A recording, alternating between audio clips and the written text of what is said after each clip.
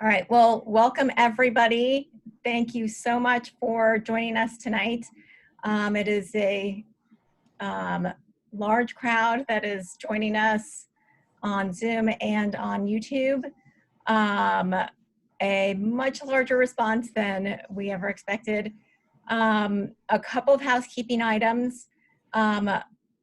First, in case you didn't hear before, we are being recorded and live streamed to YouTube. Second, the chat is open in Zoom and will be moderated to the extent possible. We have a lot to get through tonight, and we are hoping to have time in the end to be able to answer a few questions. So we will have a moderator keep an eye out for some questions to ask. But as I said, it's a lot. In an hour and a half, you'll see. And the third item is that if you are in need of sign language services, we have two wonderful sign language interpreters, Lane Peters and Caitlin Mathis. And if you are able to from your computer, we suggest pinning them when they are signing and using a 50-50 split screen so that you can adjust the size of the speakers versus the presentation. And I think we are ready to go. I believe we have all of our panelists here. Thank you everybody for joining. So welcome. My name is Allison Castles, and I am co-president of Arlington Special Education PTA along with Kathleen Clark. For those who are not familiar, the Special Education PTA, or as we refer to it, SEPTA, is here to provide a community voice and advocate for Arlington special education students and their families. And that applies to the whole county. We don't just represent one school, we represent all students in Arlington County. And we're also here to support APS teachers and administration to help achieve the best outcomes for our students. Along with me and Kathleen, we have Nadia Facey and Christina Camacho Yacabuchi, who will be moderating the chat. Christina is our Espacio Hispano coordinator, so she can translate any comments that come in on Spanish. And we also have from the Parent Resource Center, Kathleen Donovan and Kelly Mountain, who will speak a little later, in addition to those that we've already listed from APS. And on the APS side, I think I will hand it over to Dr. Duran to start it off. Thank you and good evening. I appreciate the welcome, and I'm looking forward to participating this evening and also to developing a close partnership with SEPTA as we move forward in my administration and moving forward as partners. It's really important. So thank you very much for inviting me.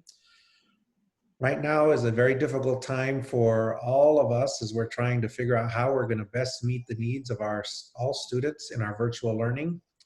I tell people, and many of you have probably heard me say this, making the decision to go all virtual was not a difficult one because it is the safest thing to do. But what's difficult about that decision and what's difficult about moving forward is that it's not necessarily the most effective way of providing instruction for all students. Many of our students with disabilities in particular, need a different way to be supported in the virtual learning model, and it's not going to effectively meet necessarily everyone the same way. And so that's the difficult part of this, is how do we find a way to think outside the box, to work differently, and to provide the supports needed. I want to, as I've said a few times publicly, and I want to commit here to SEPTA, that As we work to transition to phase in back in person, and we're working on that, and we will continue to monitor the metrics, which we can talk about later. Students with disabilities are the first group and will be the first group we return back in person to services and with all their teachers and their assistants. We're also looking at, even prior to that, thinking about bringing everyone back for instruction. We're going to prioritize even further within students with disabilities those students who require one-on-one support to access distance learning in a physical location. And so we've been working right now with a large task force that has been dedicated to reopening schools. That task force ends on August 31st. And right after that, we're going to be developing a work group with parent representation from SEPTA, our ASAC, other parents, and our principals, with the goal of how do we safely return our first group of students with disabilities? How do we work on that first? So that is going to be our next major digging in as a group to figure that out. I want everyone on this meeting to know, and our parents to know, that I am committed to working with each and every one of you. I know that maybe in the past you may not have had the best experiences with APS. I have spoken to some of you who may be on this call already. And I know that we need to do better for your students. One thing I've learned about APS, and I'm proud to be part of APS, is all the great things that happen here. And we're an award-winning school system. And I know many of you are proud to be parents as well of APS. But as we celebrate our successes and as we begin to work on how we can be even greater, we have to understand that those successes aren't always felt by everyone in the same way. And so I want to work with you, alongside you, to understand how we can create successes for each and every one of you and your children, because that is my goal. I talk about equity, meeting the needs of every student by name and by need. And that truly includes students with disabilities, looking at their individual needs. It's not something that we have always thought about when and particularly in APS and in other parts of educational community. When we talk about equity, we sometimes want to talk about it solely about race, and race is a component. But we also need to make sure we're talking about equity the way I just did. It's meeting everyone's need. And that's what I hope to do and work with all of you. And I'm excited to be here. I look forward to it. Myself, I have a sister with autism, and I experienced growing, and she's almost 30 years old. So much younger, a sister than I, and I experienced and know what it was like to have her excluded time and time again, to be not a part of learning, to actually be told that she couldn't even come to school because of her behavior, when all she needed was a different way of having some time for her to pause. She's someone that could not stay focused longer than probably 20, 30 minutes, and then needed a pause. And then she got that, she was able to learn. But because she was not able to sit and learn in the same way, she was asked to go home many times, and we had to take her home. So I understand personally the impact that that has. I also know that as we move to distance learning, where we have a synchronous model now, and we're going from one extreme to another, where we had in the springtime, not everyone was taking attendance, we didn't have a structured day that everyone followed. What was it? New content. Well, now we're moving to new content. We're moving to a structured day. We're moving to live synchronous instruction. But as a part of that, we're also understanding that there are many students, like my sister, who cannot follow that strict, tight schedule in the same way. So how do we provide opportunities to have teachers record those lessons so that they can be watched later, that can be watched in chunks for those students that might need that opportunity? So that's one solution we're working on, but I hope to learn and listen more solutions. And I ask everyone that share with me. I want to learn. I want to understand. Only been here 2 months. It seems like 2 years, but I'm learning as we go, and I'm here to listen, and I'm here to roll up my sleeves and partner with you to build back the trust that many of you may have lost in us, and or the confidence maybe that you've lost in us, and also the successes that we've had. I want to celebrate those with you, but I'm so fortunate to be joined with a great team. Ms. Loft, Dr. Rothenbrucher, Ms. Krug. They have been phenomenal, and they really are new in their roles like me. They're just a little bit more veteran than I am in their role, but we're all new in this work. And so we're a team that's committed to working with you, and I want you to know that. And I also want you to know that I make sure that each and every day when I get up in the morning that I'm doing everything I can to help our students. And if I don't know something that's going on, please let us know how we can help your students. We have to not just say that equity is a part of our work, we have to practice it. One thing I shared with our leadership conference last week and with our new teachers, equity sometimes talked about an equity lens. Let's have an equity lens so we understand all of our students' needs. And I challenge them, and I'm challenged all of us to take off that concept, because a lens is something you can remove, like my glasses, like take off my lens. But I want us to work on an equity mindset where we actually change our practices and our thinking, and not just have a lens to look at it for the moment, and then when we don't want to take it off. So that is something that I pledge to work with all of you. And again, I thank you for welcoming me. Invite me back to any opportunity to listen and learn, and I will be there.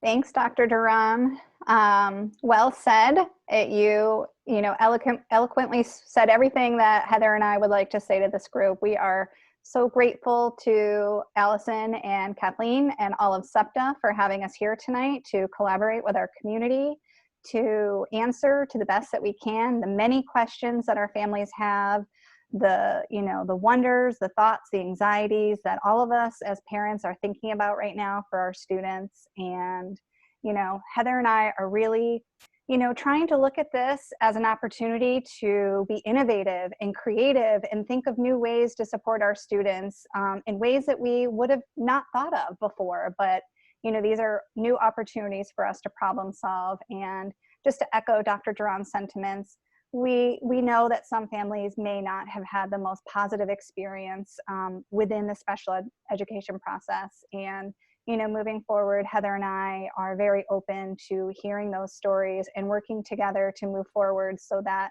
we are transparent with our families, that we have a community of trust, and that we can really work together to support the needs of all of our students. So with that, I will push us forward to Heather Rothenbuscher, who will open us up with a little mindset, and then we'll move into the agenda for tonight. Thanks, Kelly, and thanks, SEPTA, for putting this evening together. We're so grateful to have the opportunity to connect with our community. And just a quick correction, Dr. Duran introduced me as Dr. Rothenbuscher and Kelly as Ms. Krug. It's actually Dr. Krug and Ms. Rothenbuscher. My apologies, Dr. Krug. It's fine. But I did want to start with a quote, and this one says, "Inclusion is not a strategy to help fit people into systems and structures which exist in our societies. It's about transforming those systems and structures to make them better for everyone."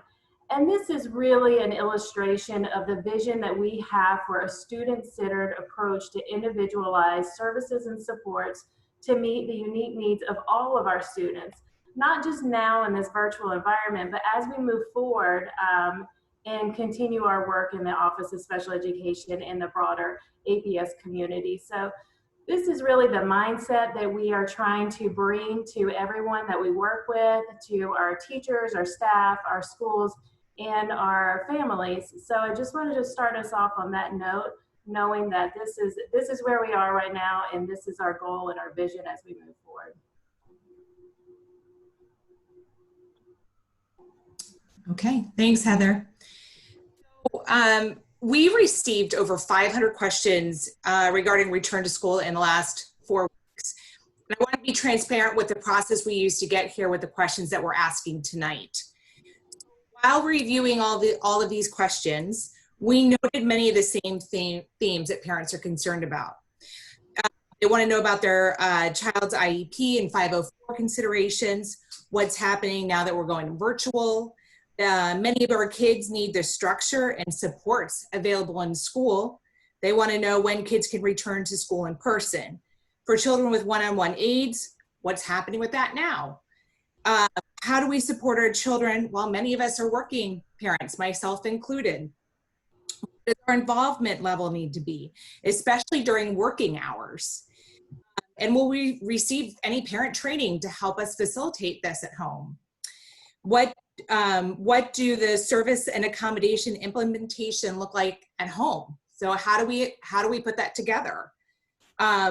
Will my child receive compensatory services and recovery hours? How will APS assess and measure progress for my child's IEP? And how does technology play into all of this? And lastly, our Arlington Tiered System of Supports, ATSS. So to maximize our time with Dr. Duran and the Office of Special Education this evening, we culled through these questions, selected the most frequent and the ones that we felt were critical to understand in the return to school process. So we sent them to the team ahead of time so that we could get, so that they could get and work with as many of their necessary business partners as possible to come back with these answers for tonight. So we have a lot of topics to get through, and we're going to begin with general return to school questions. Okay, perfect.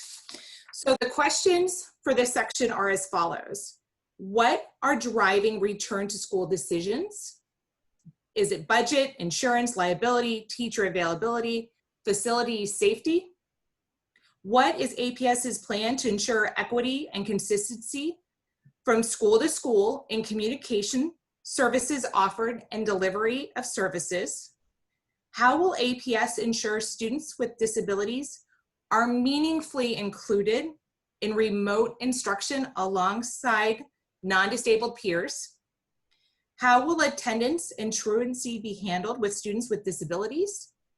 If they make an attempt to attend, even for a few minutes, will that count for the day? And lastly, are universal design for learning principles being used in the delivery of virtual instruction?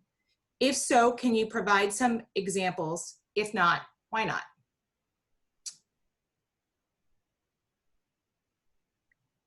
Okay, so we'll let Dr. Duran start off with answering a few of those, and then we'll jump in with the rest of the answers. A big question I think that everyone is asking is really around reopening criteria. When will we be able to return? What are we looking at? So you can see here, it's something I've been sharing at every opportunity that I have publicly, and certainly in our school board meetings, is and tomorrow we'll have a monitoring report with additional data, and we're actually working on developing a dashboard publicly so folks can see what the data looks like with regards to this criteria. But really there's 6 key criteria we're looking at. First, and they're not necessarily in this order because they're all interconnected, but key obviously is student and family preferences and understanding where families would like in terms of their safety to have students return to either in person or not. Our employee work preferences, and we have to make sure that we have a balance and a capacity to deliver that based upon the need that we see. We currently, as you know, are all in virtual learning, and all employees and students, as we work through this process, and they see the health and safety measures we're putting in place, and as you monitor the data like we are, we'll be given an opportunity to provide us their preferences. We also have to look carefully at our employees and our student and family preference so that we know that we're not able to have put students in harm, and we're really ensure that we can have a safe environment. Because what we know is, and I know all of us know this from our personal lives, the way we interact now in day to day, there are new strategies of things we have to do, and there's new ways of being. And so if we don't have the right staff to student ratio to do that, that could cause a health concern. We also have to make sure we have the availability of personal protective equipment and all the custodial supplies needed to put all those strategies into place. And then we're going to be paying attention to 10 key health metrics related to local, regional, and national data. And again, I encourage you to look at the monitoring report that I'll be sharing tomorrow. It'll go into much greater detail on those metrics. I also include a copy of that monitoring report on every Tuesday letter that I send out, so you can easily access it there if you don't watch the school board meeting tomorrow or don't want to search online for it, but you certainly can find it there. But there are 10 key health metrics that we're looking at. And then, of course, the guidance that we receive from the local, state, and federal CDC, whether what phase that we're in right now, whether we can return. So those are key criteria that we're looking at. And even within that criteria, as I stated earlier, we are then going to be phasing in and putting priority on our students who we know will have the most difficulty in the virtual learning experience. And so this criteria and the work thus far, I'll say it again, has been helping us through our task force. Been a part of this. We've also have many internal work groups. We now are looking forward to developing a work group on returning to school for our students with disabilities and how we can prioritize them. The second question I heard was about equity, and this is a good question about consistency. First thing that was told to me by many different people, and every time I meet with groups, is, what are you going to do about APS? Because it's, the whole notion of a systems of school, or is it a school system? Are there individual schools that operate differently, or are there some expectations that APS has? We do and are working closely on that because it's very important that we have consistency. So I've been meeting with building administrators, and we will be meeting with them to help develop common and consistent plans of action to ensure consistency around how we're delivering the virtual model, the health measures, of course, and then the communication that we're putting in place. We're trying to have consistent communication that I'm sending weekly. We have our Engage page that we've been developing. I know that our office, Dr. Krug, got correct this time, and Ms. Rothenwischer are developing a weekly message that will be going out for communication from the division, and then how do we work with our schools?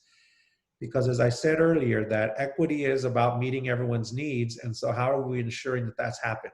Doesn't mean it will look the same in every school and every student.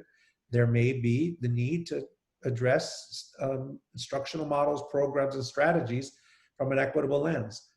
The example I mentioned about phasing in, that's not the same. We're not saying all students we phased in the same. And even looking at our students with disabilities, I want us to prioritize those students who need that one-on-one support to be the very first group. We've had up to this point a hybrid model that would be 2 days, and for one group, 2 days for another, and then a Monday that would be virtual. But with this work group, we're going to look at that. Is that even doable and manageable for a student who needs one-on-one support to have only 2 days and then another cohort? Or how can we create a safe way, knowing what we know about the mitigation strategies, for those students to be every day, or at least the 4 days?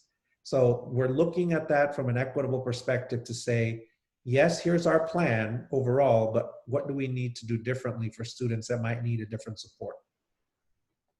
And Dr. Duran, I'm sorry, I'm just going to give the sign language interpreters a chance to switch. Okay.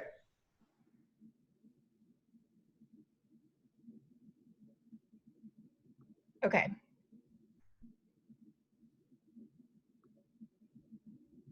I think they're ready.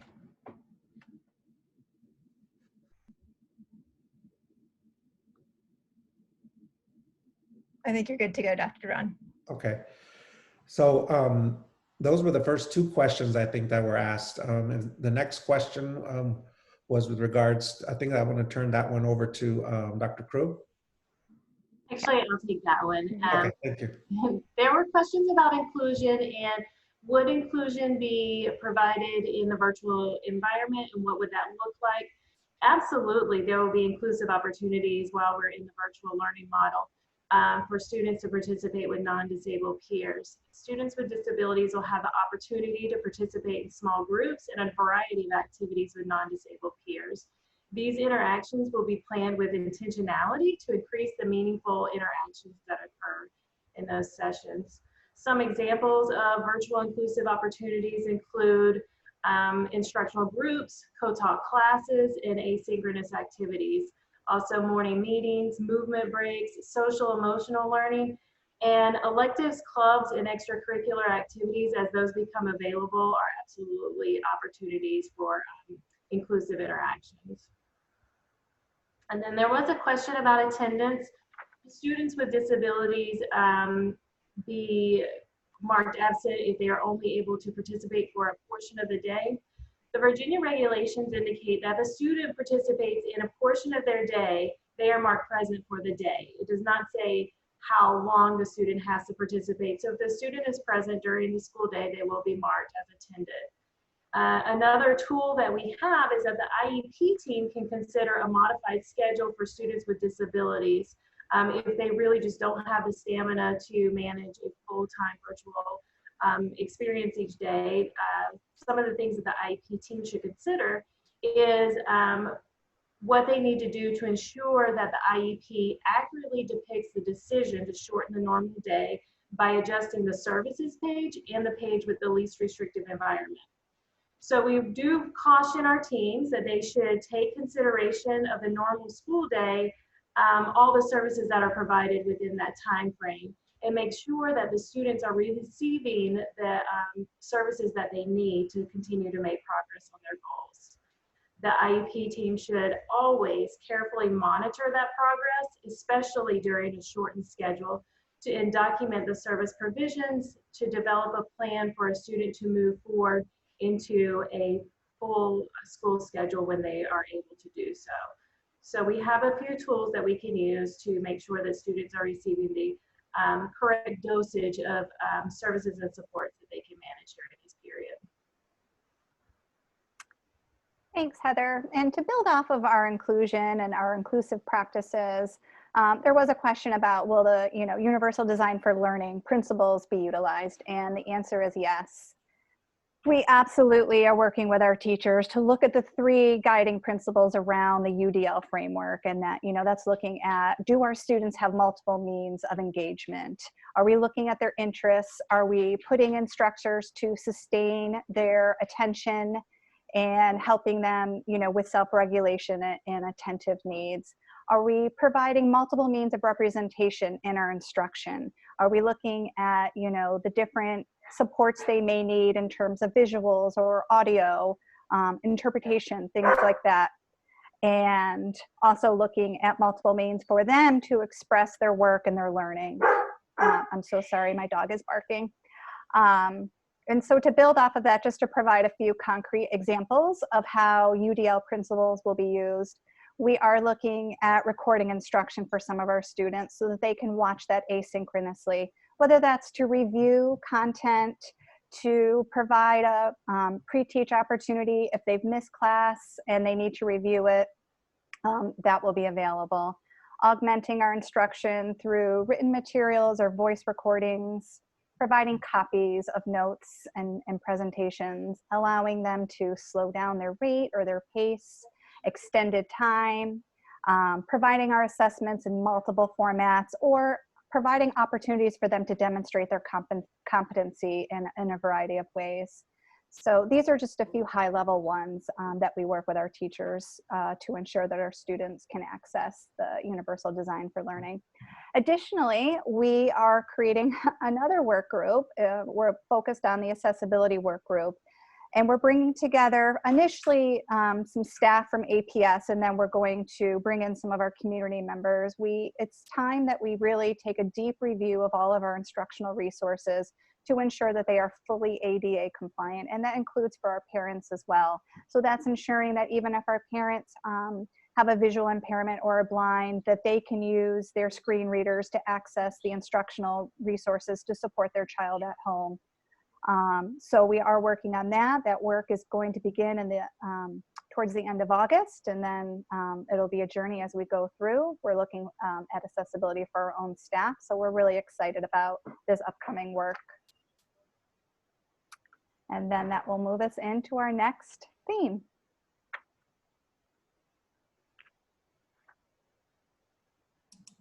Allison, you're on mute.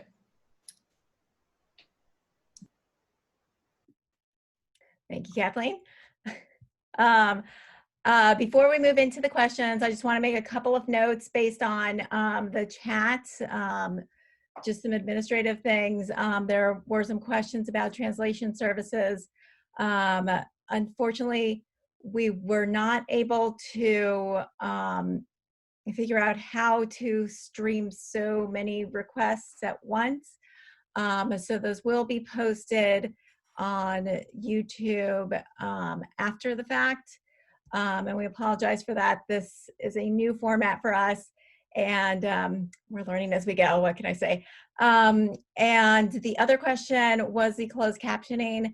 Unfortunately, our captioner was MIA, so we unfortunately do not have closed captioning at this time, but again, we can post a video afterwards with captioning on it.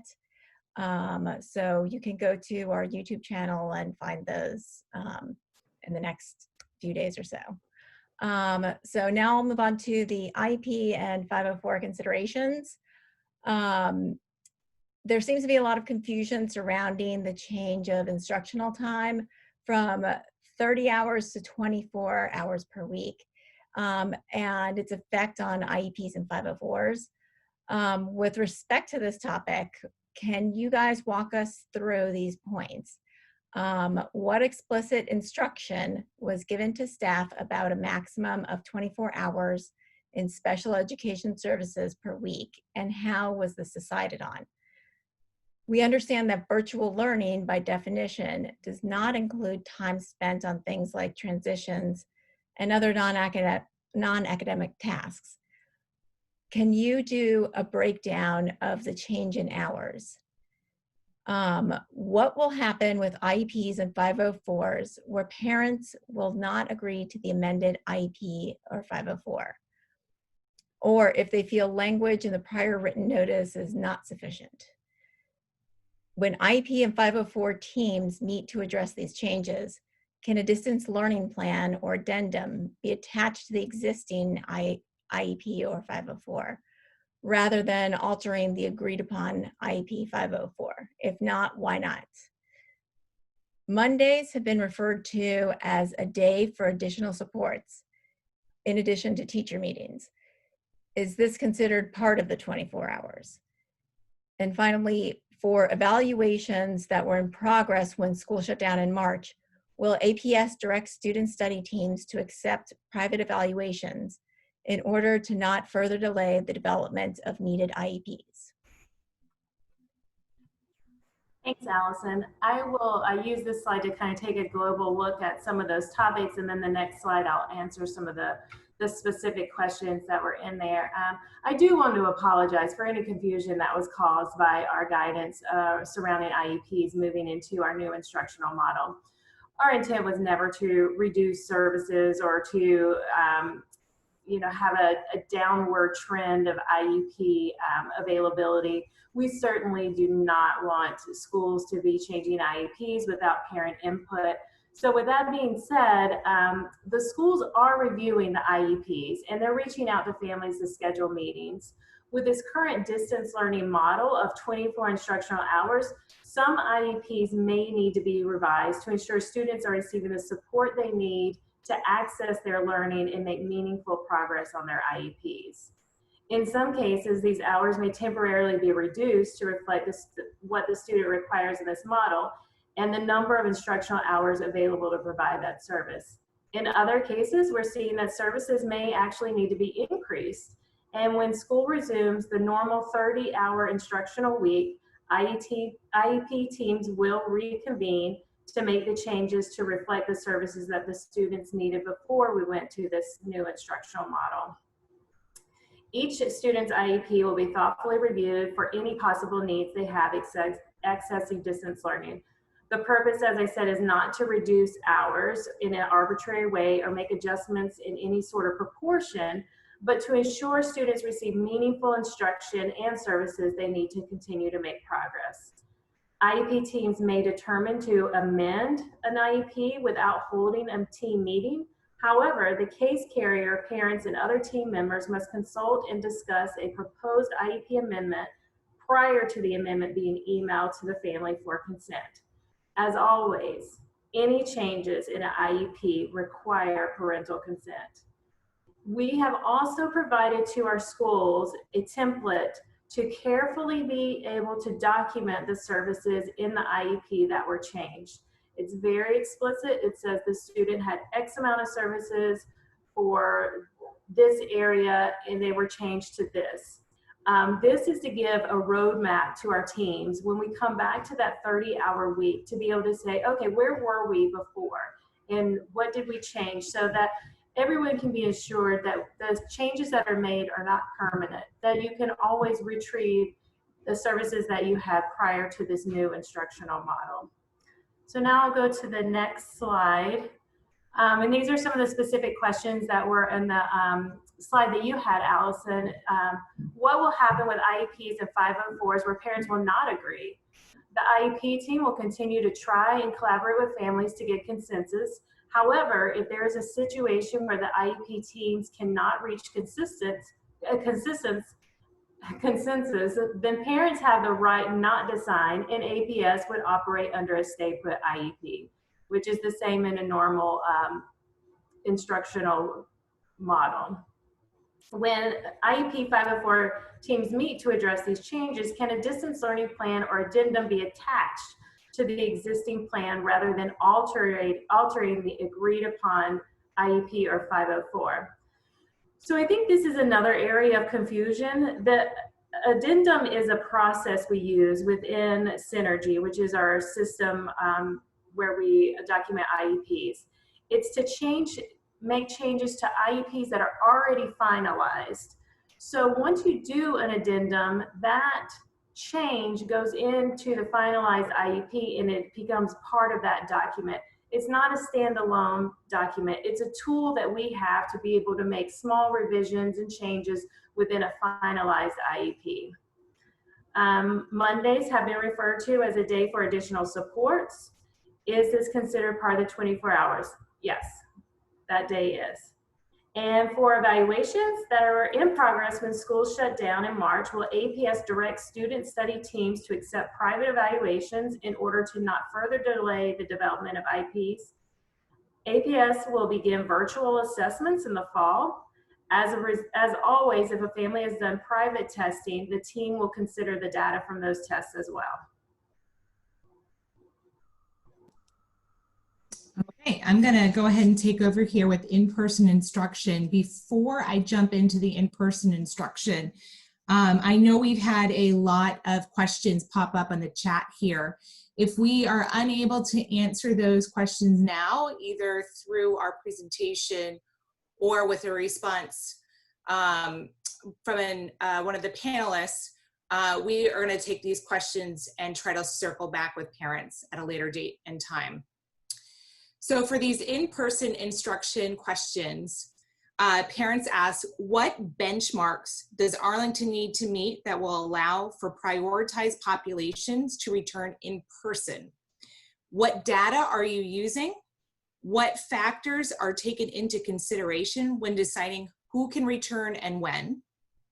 Will students with the most significant support needs, Shriver Program, Life Skills, MIPA, Interlude, deaf and hard of hearing, blind and visually impaired, and that PEP be prioritized ahead of the greater students with disabilities population during the initial phases of reopening? If some in-person daycare services will be provided for children of APS staff, why is it not possible to provide limited in-person instructional support for those students with the greatest needs? And lastly, can services be offered in person at the school by appointment during distance learning? What if the therapists and or aides are willing to work one-on-one with students at their homes, an outdoor space, or community center? Thanks, Kathleen.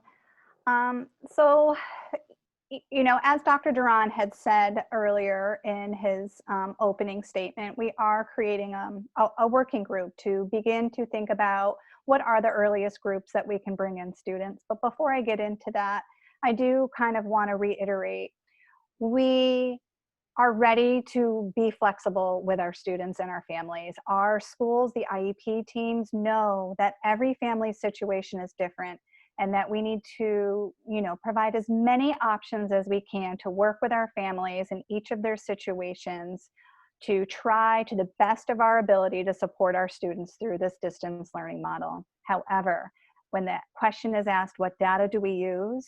What benchmarks do we have to make some of those early decisions? We use IEP data. We use data from you all. We hear you. We heard all of you. We've heard from our schools and our teachers the sense of urgency for many of our students who we know need significant support. They need significant support in face-to-face instruction, and we know that through a distance learning model they need instruction. So we are creating what we called, a special education working group to begin to think about how will we bring in some of our students who really require that one-to-one support. And as we build that group, we absolutely are going to be reaching out to ASAC and SEPTA to have some representatives, maybe some other parent groups as well. I hesitated to put in something by the end of September because these things are really out of our control right now. There's transportation that we have to work out, there's staffing, there's safety protocols, there's facilities. But, I want you all to know that it is a sense of urgency for us. And we do need to establish some criteria so that we can determine who are our very first group of students. Some of that criteria, and these are, not set in stone, these are just open ideas right now, are, first and foremost, our students who we know already engage in a modified curriculum, or perhaps participate in the Virginia Alternative Assessment. Some of our students who have mobility needs, and we know they need hand over hand to use their device to even access Teams and Canvas. And then some of our other students where the IEP teams have already delineated that they need, adult support throughout the entire school day. So we will be working as a group to establish that criteria. We'll be working with our schools to determine which students kind of meet that first set of criteria, reaching out to families to explore options, and then determining which families would like to consider those options. So that's where we are in really ensuring that all of our students get free and appropriate public education, because that's our responsibility. And I believe that brings us to a similar topic of, one-to-one aids. Okay, this builds off a little bit from the last topic. How will you address FAPE for children who need one-on-one supports during the day? And I'm sorry, FAPE is free, appropriate public education. For example, one parent wrote, "My child has a visual impairment, utilizes high-tech speech-generated device to communicate, has severe speech and motor impairments secondary to his diagnosis of cerebral palsy. Prior to distance learning, he relied substantially on an aid to literally be his eyes and hands. Without getting into the details, we really had challenges of accessing the curriculum during the closure in spring. With Remote Learning 2.0, how will you reallocate aids paraprofessionals to meet the needs of a steady continuum of communication supports in a general education setting? Will one-on-one aids still be working virtually with students, and what will that look like?" This question is submitted by a teacher. Many parents are requesting in-home services based on the fact that their children cannot access virtual learning independently. How can teachers support those children without going into their home? Specific training is welcome.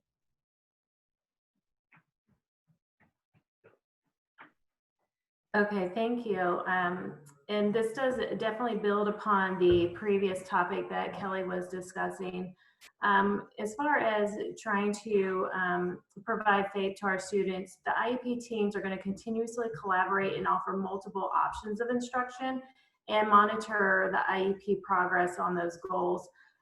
This could include alternative schedules, more asynchronous instruction, coaching for parents, instruction recorded to review flexibly throughout the day, and shorter instructional sessions. Continuous data is going to be taken. We're going to really monitor these students and be able to identify, are they making progress? The strategies that we're using, are they effective? What else can we do? Some students will need recovery services when they return to school. Some students may not make the level of progress that we would have seen if they were receiving in-person instruction. The assistants will still be working. They'll be working virtually to provide extra support to our students. They will be providing check-ins, they'll help review material, work with parents, they'll pre-teach and reteach content as needed. And we are, as Kelly mentioned, working on a plan to return some of our most vulnerable populations to in-person instruction.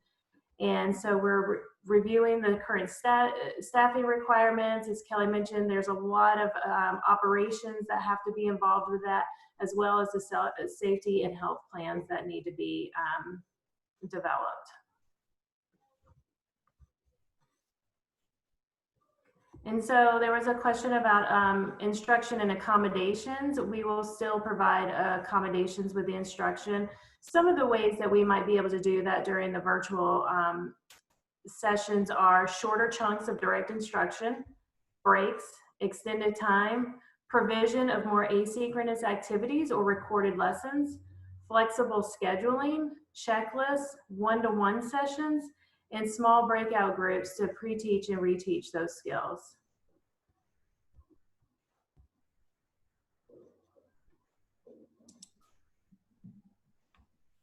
Okay. Sorry, I don't know what I just did. I'm trying to figure out that, but we'll go to the next section as I try to figure this out. Yeah. So questions on working parents, parent involvement, and parent training. And, you know, working parent here, 3 kids, 2 with IEPs have to be online all at the same time. So this thought, it resonates with me very well. So if you can flip to the next slide here. So many of our families have parents that both work full-time and or have multiple children in the home. A number of questions reflected concern over how to support their children and keep their jobs. The Individuals with Disabilities Education Act has provisions which assist parents to acquire the necessary skills that will allow them to support the implementation of their child's IEP. Will APS be willing to engage parents who are able to provide support to their children during online learning period? If yes, will this extend to 504s? And what parent trainings will be offered for the myriad of platforms we'll be using? Is it possible just to simplify? And you know, what other trainings are planned? Hi, everyone. I am Kelly Mountain. I'm one of the coordinators at the Parent Resource Center. I first just want to say hello to all of our families that we know, and also a warm welcome to any of our families that might be new to special education or to SEPTA. I want to start out and chat a little bit about our parent academies that we can use to support our families. As announced in Dr. Duran's past couple of School Talk messages, to assist our families in with this whole distance learning concept, APS is relaunching the APS Parent Academy. And this will begin next week on August 24th. And the Parent Academy will begin first with a series of pre-recorded courses, video tutorials, and additional resources designed to help enhance families' understanding of processes related to distance learning, and to also help you optimize your students' experiences while learning at home. The videos and resources will provide information from APS educators about distance learning and address parent concerns and frequent questions. A couple of the topics that we have so far: what distance learning is and what it will look like, tips for supporting your student in setting up a successful learning environment at home via Microsoft Teams, how to access and use Canvas, Seesaw, and other applications, global protect connections and troubleshooting. I'm going to learn about that. Delivery of specialized services and supports in synchronous and asynchronous. And finally, social emotional learning. And we hope to be adding to this list of programs very quickly. I'm going to turn this over to my colleague, Kathleen Donovan. Hi, everybody. It's such a pleasure to see such a great group of families and staff gathered tonight. One of the things I was thinking about, and I know we're going to be brief to just talk to you a little bit about what the PRC will be doing, was just sort of what the history is. And fun fact, the PRC in Arlington Public Schools has just completed 30 years of supporting families. And the PRC was started by parents like you many years ago. Our first 2 staff members were parents of kids with disabilities. And APS has supported family engagement through the Parent Resource Center for more than 30 years. And I think that I'm always somebody who looks for silver linings, and I think one of the silver linings that we recognized last year was how important it was that we do continue our work and our family engagement. We've always known parents are critical members of educational teams. Obviously, tonight that's what we're talking about significantly in this area of the presentation, is how critical indeed you are, and also how much more you're going to hopefully learn about your learner, and how much more you can collaborate with your IEP team. So Kelly and I are very enthusiastic. We were very grateful to support the work of our wonderful administrators, Heather and Kelly, and the amazing parent community, and all of our colleagues last spring. We had a significant increase in phone calls and video consultations with parents, as well as a really significant uptick in visits to our website. So we went very quickly, as all of us did, from being a live PRC to a virtual PRC. And that's what we plan to do during the upcoming year. And we're very eager to support this important work. So we will continue engaging with families one-to-one with video consultations or phone consultations. We will continue to support the Parent Academy that Kelly just talked about, but also we'll offer live events as we've always done, but they'll be virtual. So rather than just pre-recorded videos, we do hope to have some live events. We've been working really hard on increasing the amount of tools and resources, and I think the data we collected last spring showed that parents were using that. So we're very eager to continue putting our energy into developing more tools for you, and also with you. So please send us your ideas. We want to know what you need with regard to parent training, with regard to learning opportunities, with regard to tools that would help you. We probably cluttered your email inbox significantly last spring, so we do apologize for that. But one of the ways we tried to be available to you is by sharing information from webinars happening in the community to SEPTA events and special advisory committee events from our administrators, and just news and updates and opportunities available. So we will continue that and hope to be a clearinghouse to disseminate information and resources to all of you. And then finally, we want to continue to closely collaborate with the Office of Special Education, with our wonderful leadership team at Arlington SEPTA, as well as our tremendous leadership team, in the Arlington Special Education Advisory Committee. One of the other projects that we love sponsoring with SEPTA is our parent liaison projects. I think Kelly was going to tell you a little bit more about that, since she has taken the lead with our SEPTA parent liaisons. Sure, thanks, Kathleen. So the Special Education Parent Liaison Program is really a partnership between us at the PRC and SEPTA. And simply put, it is a parent-to-parent support system. And liaisons support and encourage the flow of information between each of the schools, the PRC, SEPTA, and the community. So they're blasting out information to their school communities about what's going on and what might support their students. And liaison serves as points of contact for families interested in connecting with another parent of a child with special needs in their individual schools. So it is a great support for our families.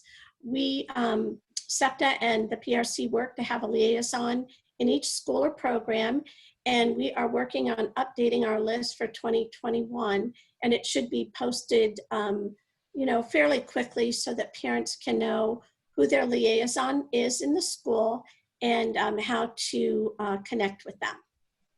It's a great program. All right, and Kelly, can families contact, they can contact the PRC and contact you and SEPTA if you're interested in volunteering to be a liaison at your school. We'd love to welcome you to the group.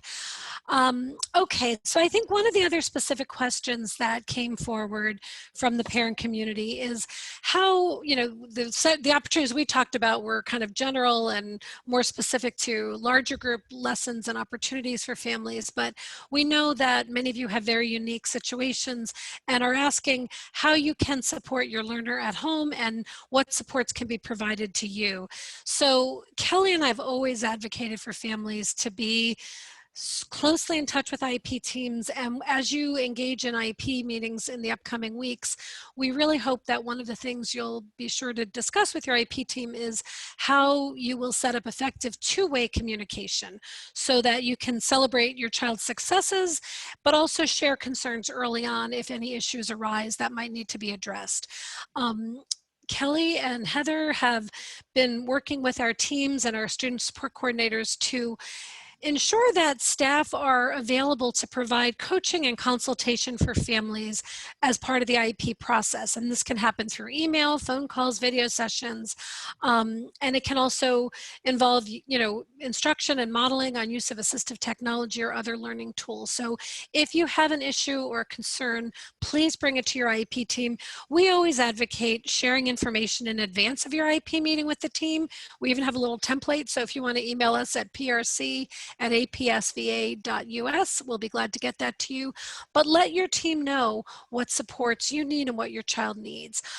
Staff will, as Kelly mentioned earlier, there are some videos and trainings to help families know how to navigate the online resource and platforms that our students will be using, so that hopefully we can provide both direct and consultative intervention.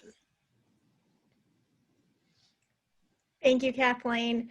And I just want to put a plug in for Parent Resource Center.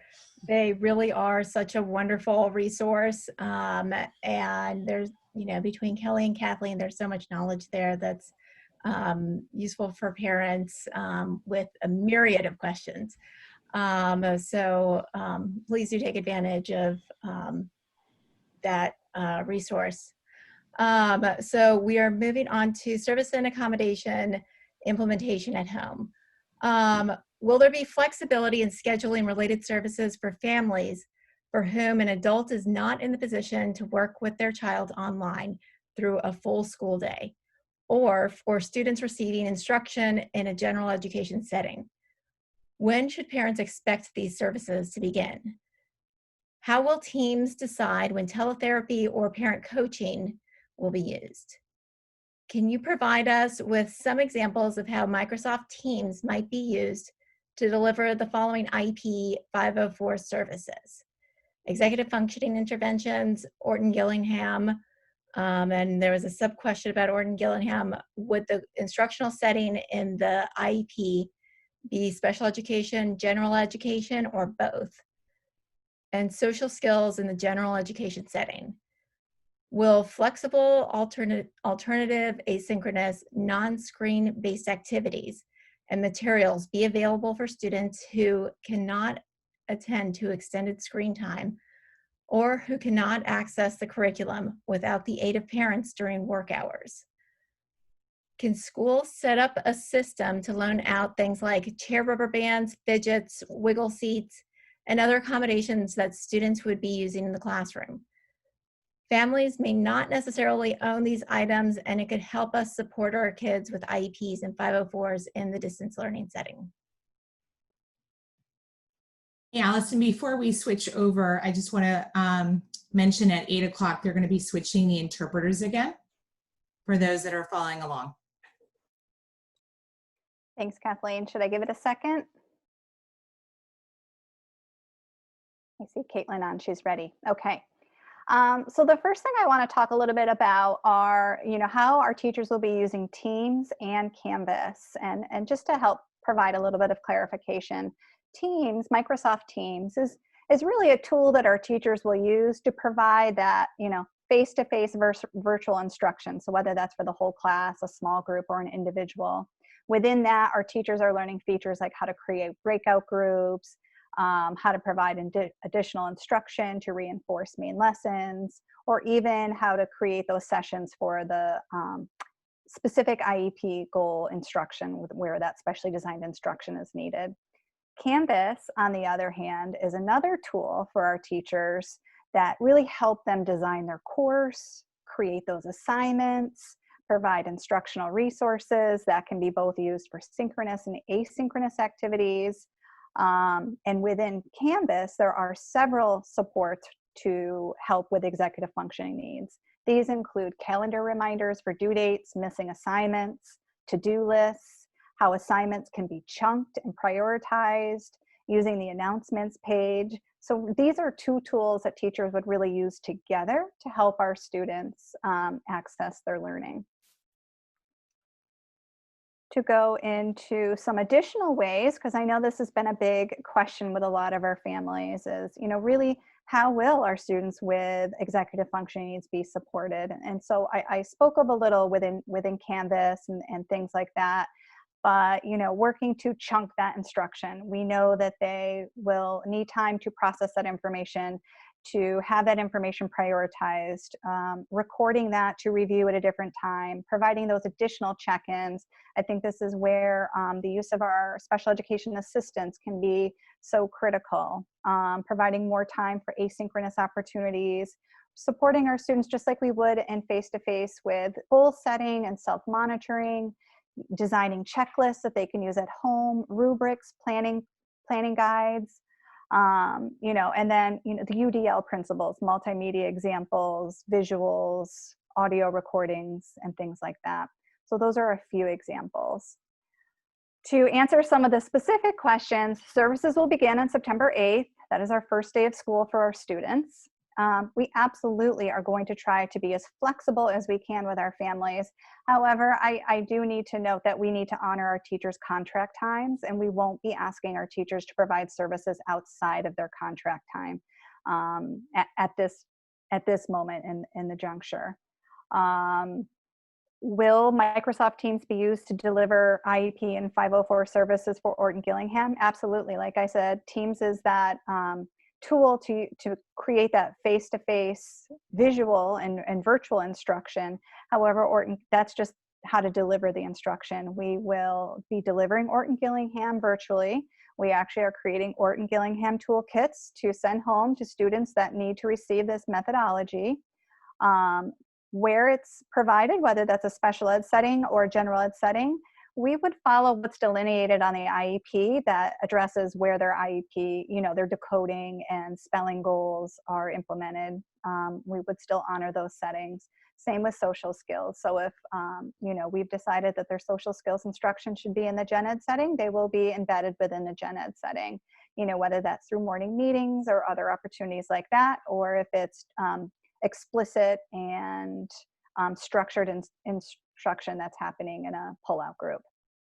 Deciding if we're going to use teletherapy or parent coaching, that's an IEP decision, and whether it's our special education teachers or related service providers, you all as a team will talk about what that student needs, what your family situation is, and really determine what the best approach for your therapy is for that.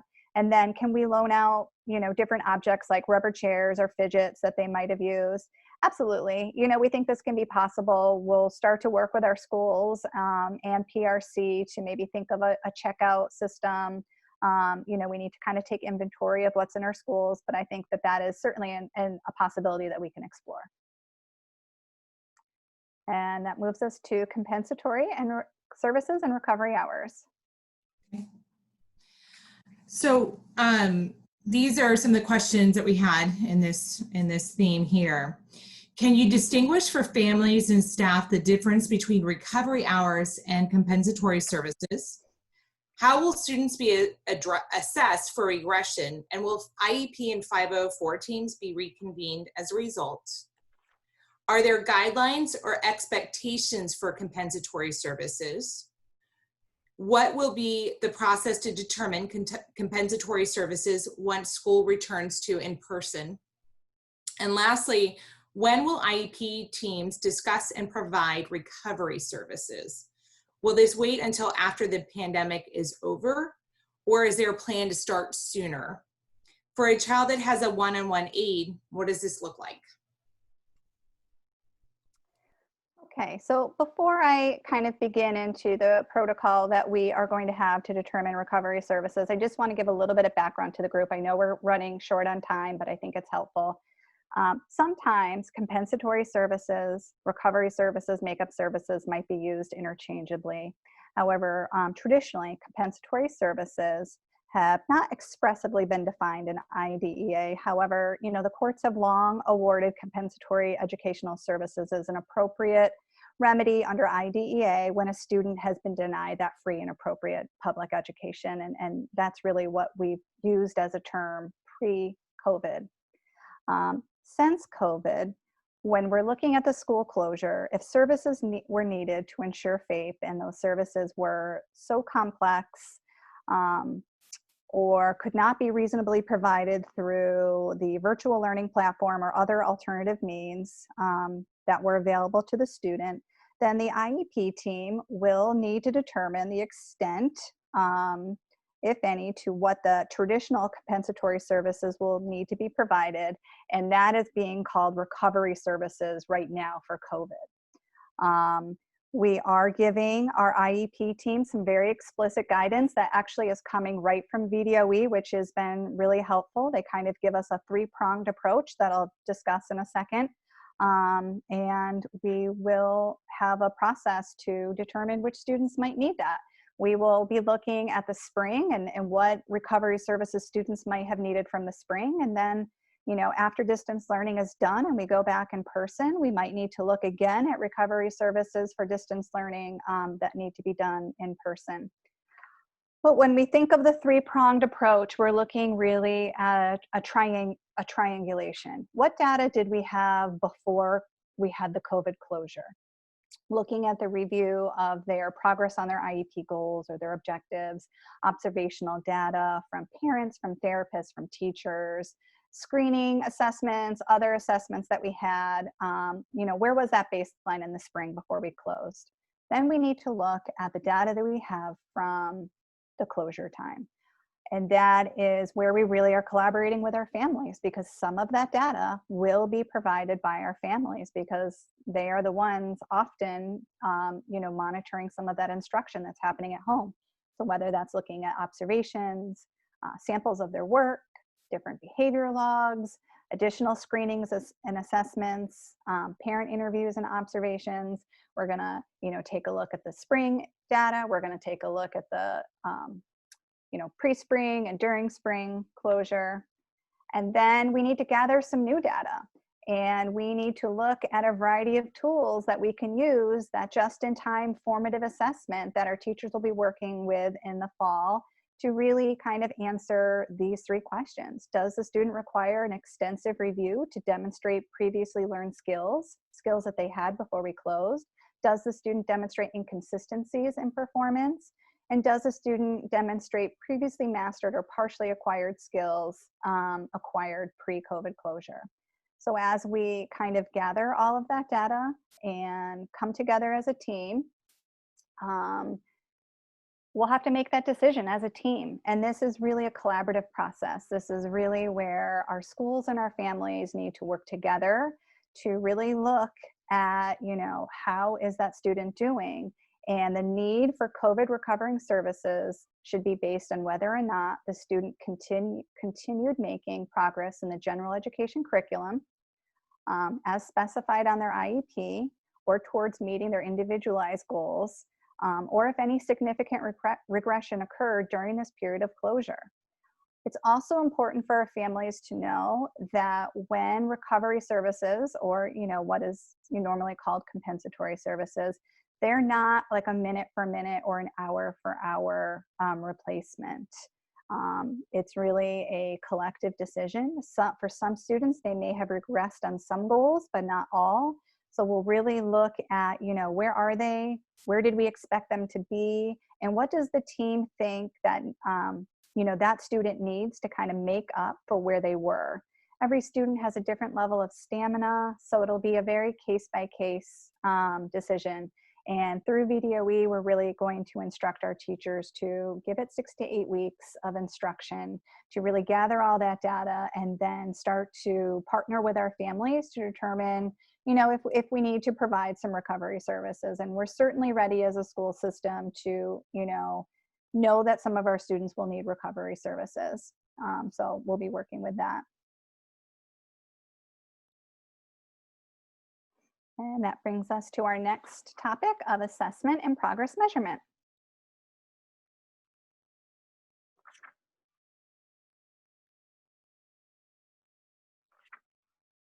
I think that's Allison.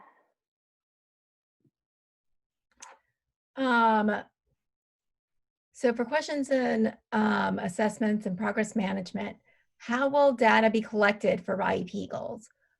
Will that be done by the parents through virtual teacher evaluation?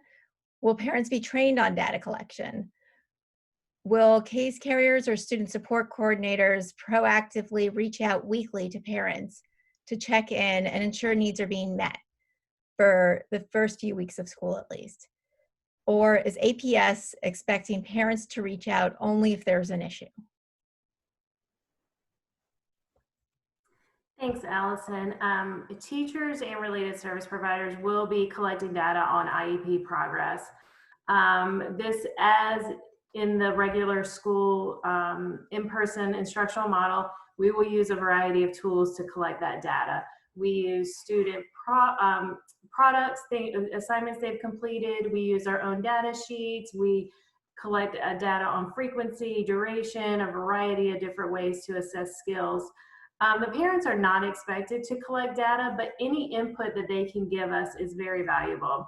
Their observations and input into the things that they see in the home give us a really good sense of how the students are generalizing the skills that they are learning in those school settings, and this being the virtual setting, when they're working on those skills. How are they carrying those over to home and other environments? If parents are interested in collecting data and they want more resources, we're more than happy to have our service providers train them and provide them the tools to do that. As far as communication with families, our case carriers will develop communication plans with each of their families. The frequency and level of communication may vary across the families depending on the parents' preferences.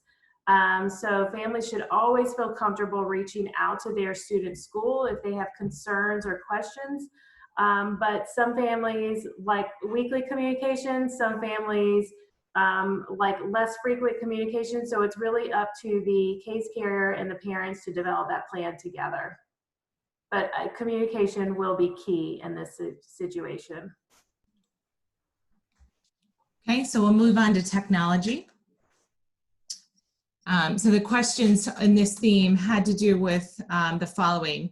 Is there a way to record a teacher's instruction for the students so that students can access the material after class if there are questions, connectivity issues, which I know we've all faced at some point in the last 6 months, and or if the student is having difficulty attending?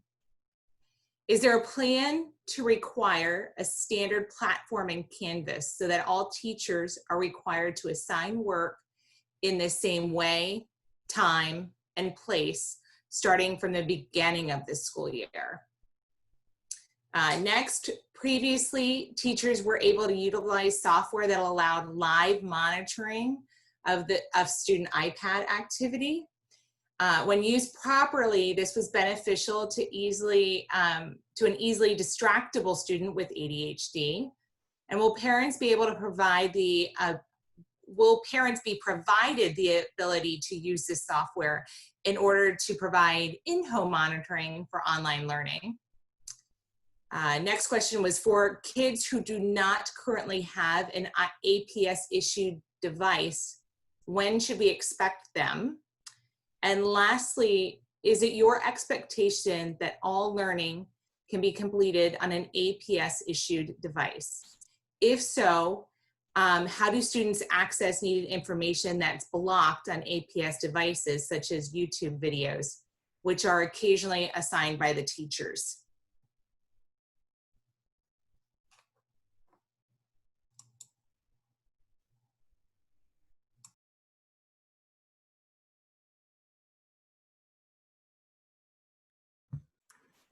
I believe this slide was going to be covered by Dr. Duran.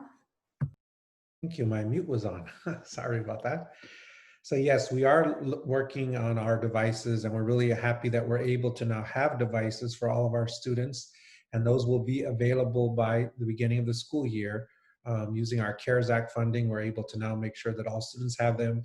We're working on the ones that we've ordered and getting them distributed. So those will be distributed by the beginning of the school year for the devices.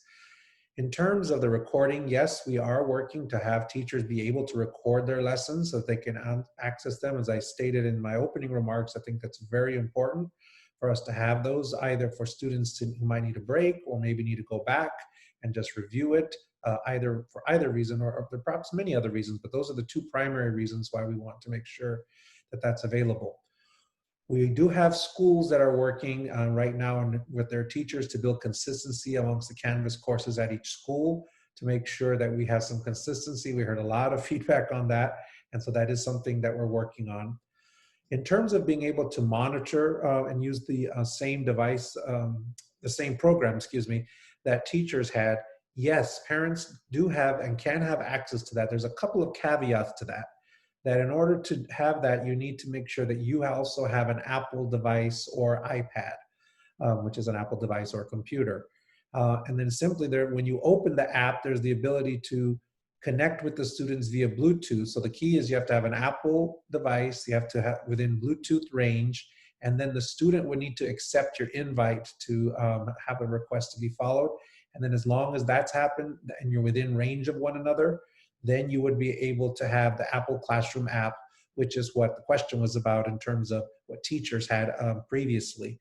So teachers were able to use this, and yes, parents, to the question, would be able to access that. In terms of reporting and monitoring, our instructional services department is also working on new ways that we could help provide parents with greater information on reporting. So that we can have that for you available. But right now, the essential question was, can you have the same access that teachers did? And yes, there is a way with those caveats. As you can see also, YouTube is currently available to our high school students only, and elementary and middle school teachers are advised not to use that for instruction. So we are looking at how we can enhance technology. We welcome any additional suggestions or how we can work toward making that easier for you in terms of the access piece.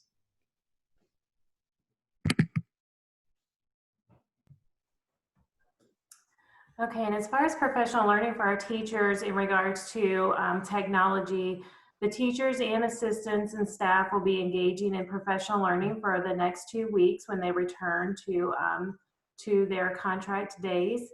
And they will learn strategies to engage learners virtually. They'll be able to learn some strategies for building a classroom community. They will have digital resources for Canvas, Teams, Seesaw, and Nearpod to incorporate in their instruction. They will be completing modules on core vocabulary and Lexia reading.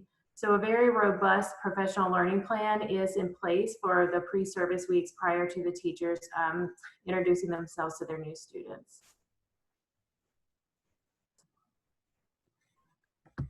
Okay, and the last section really falls under the Arlington tiered system of support.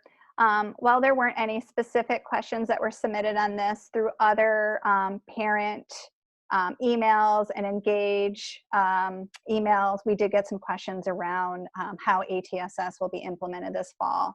So, you know, our school system is committed to this framework. This is an evidence-based framework that we know can both be preventative and targeted to help support our students. So it will be implemented in the virtual setting. It still is going to be grounded in the, you know, same 5 main components of that rigorous, differentiated tier or core instruction, using universal screening and assessment, progress monitoring. I emphasize that. Using our research-based interventions, and then making those data-based decisions. You know, I'm really excited for some of our format this year with the Mondays for our teachers to be able to have that collaborative time that is critical to the foundation of a tiered system of support, where not only will our classroom teachers and core content teachers be meeting, but they will have an opportunity to have their L teacher, their special ed teacher, the gifted resource teacher, their math coach, their reading, so on and so on, to really together look at each individual need, put those plans into place, adjust instruction, and plan for those supports. And I had mentioned earlier that we are planning on, to the best of our extent, implementing some of our interventions virtually. Not all of our interventions will work out virtually, but we are trying to look at other resources that our teachers can use, because you know, like we said, we are dedicated to providing all of our students with what they need, you know, and we believe in that equitable education of every student getting what they need. So we are working on those interventions virtually. And I believe that brings us to our last slide. And I'll turn it back over to Septa. And amazingly, we actually have a few minutes. I can't believe it. So let's see. One question we got during our student support meeting, where it was determined my son needs to be tested for IEP eligibility, the school psychologist told us it was unethical to test a child when they are just returning to school from a pandemic. She said, we have to wait 8 weeks after school started before they would start testing. Is this correct, or will this change since virtual testing will be done? Well, I think that's a tricky question since I wasn't there to be part of all of the meeting and hear all of the discussion. You know, we are, for the very first time as a school system, really working out our protocol of virtual assessments. And there are a variety of different types of assessments. There's the, you know, formative, the qualitative, non-normed criterion reference tests, and there are the standardized tests that are valid and normed. So, you know, I can't answer specifically if we can't begin for 6 to 8 weeks. There are certainly assessments and checklists and observation protocols that, you know, can begin. And as we flesh out our virtual assessment guide for some of those more traditional assessments that we use in special education, I think we'll have a little bit more guidance on that. We're still in the process of going through the different tests and their protocols. But you know, I don't think that all tests will wait. We certainly need to begin to get some data on our students. And Heather, I'm not sure if you want to add anything to that.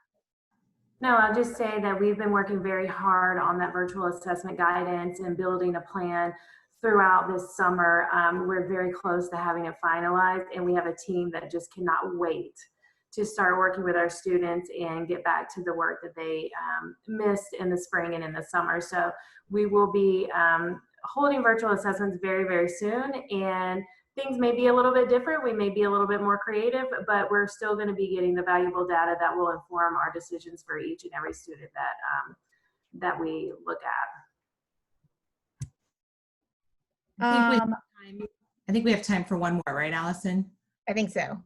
Okay, so we had Canvas pop up several times in here, and the consistency of it. So I guess Canvas is not used in the same way across the schools. I know we sort of touched on some of this earlier, but can you just talk about Canvas consistency, especially you know, across APS, not just within a particular school, but from school to school? And this might help parents that have kids at multiple schools get caught up with this faster. Yeah, I'm going to jump in on this. I've been grateful to Kelly and Heather and Dr. Duran for sort of taking most of the questions, but since this is a DTL related question, well, a curriculum and instruction related question, I'll jump in on this one. And so I'm going to give sort of a history lesson and get to the response to your question. APS actually adopted Canvas as its learning management system 3 years ago. And at that time, we spent about a year getting our teachers acclimated to Canvas, sharing with them strategies and letting them play in the virtual sandbox with the expectation that all of our teachers would be using Canvas as a learning management system by the end of that year.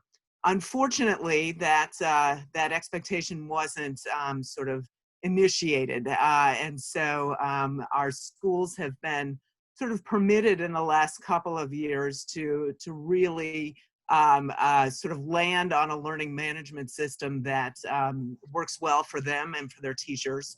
And so I learned about this both as a practitioner, as the principal at Yorktown and at Swanson, and then when I entered this role in January.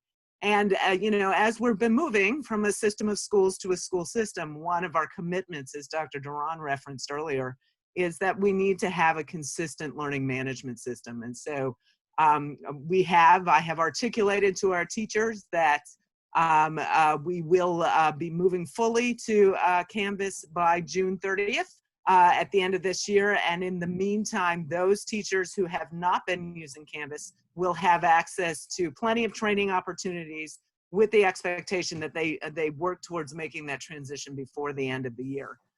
We did not feel that it was fair, particularly in a pandemic, to say to our teachers that those that were not using Canvas, that they needed to make that switch along with learning how to teach rigorously using synchronous instruction through distance learning. And so I can absolutely guarantee that we will be full on Canvas as of June 30th, and that we're working to support our teachers who have not been using Canvas up until this point.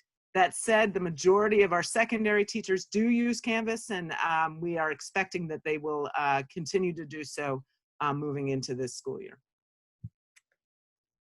I think we can fit in one more question, and I'm sorry, it's kind of a big one, but it has to deal with consistency, sort of following up on what we started the presentation with. There's a question, let's see, HB Woodlawn is having its own forum tonight at the same time and are telling parents that they aren't asking or expecting teachers to record lessons. How can we get all schools and teachers on the same page? And following that is another question about consistency. How can we hold principals responsible for sending out a consistent message from APS Central? Right, I'll jump in on that one as well. Let's start with the question about recording. We are sharing, DTL is sharing guidance documents with our principals and our teachers starting tomorrow, elementary and secondary guidance documents that really address the distance learning, delivery of instruction via distance learning. And one of those foci is on the recording of lessons. We're taking a page from the U.S. Department of Ed that has given guidance that it's okay for teachers, it's okay, and they should be recording the mini lessons that they're delivering, but that we should have real precaution in recording classes in which students can be identified. We want to be able to protect students' privacy. And so in those guidance documents is the statement that teachers should be recording these mini lessons for a variety of reasons. You know, clearly students with disabilities and students who may need additional review can access those mini lessons. Students who are absent can access those mini lessons. And so we want to, in the interest of equity, allow for kids to have as much access to the delivery of new content and the practice of new content as we can. So I'll follow up with Dr. Robinson about that message, but do know that that information is being shared with staff as of tomorrow. And add to that, Dr. Oh, sorry, Ms. Loft. Oh, go ahead. I just wanted to add that the consistency is very important, but we also have to make sure we're training and setting out the expectations clearly to all of our principals and our staff. And so having those 2 weeks coming up are going to be very important to provide these expectations, number one. And number two, the clarity and the training on how to do some of the things we're asking people to do. And so, you know, that was one of the reasons why, working with Ms. Loft and then getting the approval of our school board, that we were able to start the school year on September 8th and give us that additional week, because I am someone who strongly believes in consistency and making sure we have expectations for people, but we also have to have the training and the support and the clarity for that. And so I want to tell everyone that please let us know when you're seeing these inconsistencies. I don't expect overnight everything is going to become consistent, but I do expect that we are going to be clearer, holding those expectations, and when we hear these concerns, that we are addressing them right away. So to me, a big part is the training, clarity, and setting the expectation. And as a superintendent and as Ms. Loft is also part of the leadership of the division, we set those expectations and we're clear with principals, and then we expect them to model and set those for their staff as well. But for you as parents who might not be experiencing that consistency where you see an inconsistency, please let us know. I would appreciate that greatly so that we can follow up. And that ends our time right at 8:30. So I want to thank all the panelists. Thank you so much for sticking with us at night and answering all these difficult questions. Thank you to the community for hundreds, literally hundreds of wonderful, important, necessary questions to ask. Please do keep checking APS's FAQ page. The PRC's page has some FAQs, and SEPTA's website will soon have a COVID-19 tab that you can refer to help parents through. And we will try to work with Office of Special Education to try to answer some of these questions we didn't get to. We will also post the slide presentation on our website, our Facebook page. We'll send it out to our listservs. And Kathleen, do you have anything else to add? No, thank you guys. You guys are awesome. This is great questions coming into this. We spent a lot of time going through it to make sure your voices were heard. Can I just say quickly, I want to thank the interpreters who stuck with us as I someone know. like myself talking very quickly, and I appreciate that very much for being able to provide that service to our community that needs that. Thank you. Thank you, everyone. I will stop recording.